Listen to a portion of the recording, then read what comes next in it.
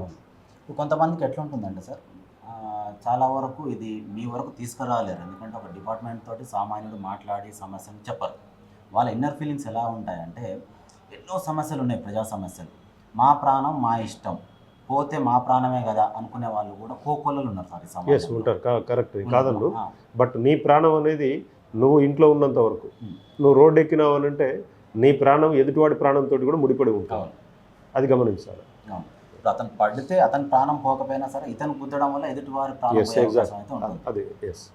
అయితే ఇంకొకటి సార్, ఇప్పుడు చలాన్ల విషయంలో గూడా చాలామందికి ఒక అపోహ అనుకోవచ్చు, లేకపోతే నిజమా లేదా అనేదానికి ఒక చిన్న క్లారిఫికేషన్ కావాలి సార్. ఏంటంటే చాలామంది అనుకుంటున్నది ఏంటంటే, చలాన్స్ అనేవి ఇప్పుడు డిజిటలైజేషన్ అయినాయి. ఫోటో రూపంలో తీస్తున్నారు, చలాన్ అనేది వస్తుంది. దాని గురించి తెలిసిన వాళ్ళు ఈ చలాన్ వెబ్సైట్‌లో చెక్ చేసుకొని మీ సేవలో పే చేసుకుంటున్నారు. అవగాహన లేని వాళ్ళు ఏంటంటే దాన్ని వదిలేస్తున్నారు. అది 1000 నుంచి 2000, 5000 వరకు కూడా పోతుంది. ఇంకొకటి, ఏ గవర్నమెంట్ వచ్చినా సరే 80% డిస్కౌంట్ పెట్టినప్పుడు నేను పే చేస్తాను అని చెప్పేసి మిమ్మల్ని కనిపెట్టుకొని తప్పించుకునే ప్రయత్నం కూడా చేస్తూనే ఉంటారు.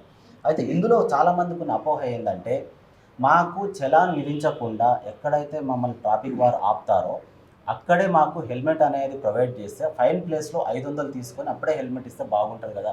మా ప్రాణాన్ని అప్పటి నుంచే రక్షించిన వారు అవుతారు గదా! అనే వాళ్ళకి మీ నుంచి సవాల్. సరే. మీరు చెప్పింది ఆలోచించదగ్గ విషయం అయినప్పటికీ కూడా హ్మ్. అక్కడ కౌంటర్ పెట్టి హ్మ్. సేల్ చేయాలనేది ట్రాఫిక్‌లో సాధ్యమయ్యేది కాదు. హ్మ్. ఎందుకు అనంటే మీరనేది ఏందనంటే, హ్మ్. మేమిచ్చే ఫైన్ అమౌంట్ తోటి హ్మ్. మాకు హెల్మెట్ ఇవ్వచ్చు కదా అని అంటారు. హ్మ్. రైట్. అవును. ఓకే. మీరు ఫైన్ వరకు ఎందుకు పోవాలి?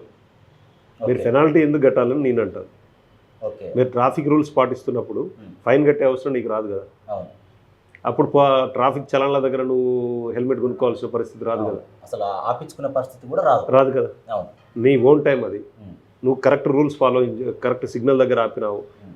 యూటర్న్ దగ్గరున్న, దూరం ఉన్న పోయి ప్రాపర్‌గా యూటర్న్ చేసుకొని వచ్చినావు ఆపోజిట్ డైరెక్షన్ పోకుండా. హ్మ్. ట్రిపుల్ రైడింగ్ పోలేదు, సెల్ ఫోన్ డ్రైవింగ్ చేయలేదు, హ్మ్. డేంజరస్ డ్రైవింగ్ చేయలేదు, సైలెన్సర్ ప్రాపర్ కంపెనీ మేడే ఉంది. ఇవన్నీ ఉన్నప్పుడు నీకు చలాన పడే అవకాశం లేదు కదా! అవును. అట్లాంటప్పుడు నీకు ట్రాఫిక్ పోలీసులు హెల్మెట్లు అమ్మే పరిస్థితి ఎందుకొస్తుంది?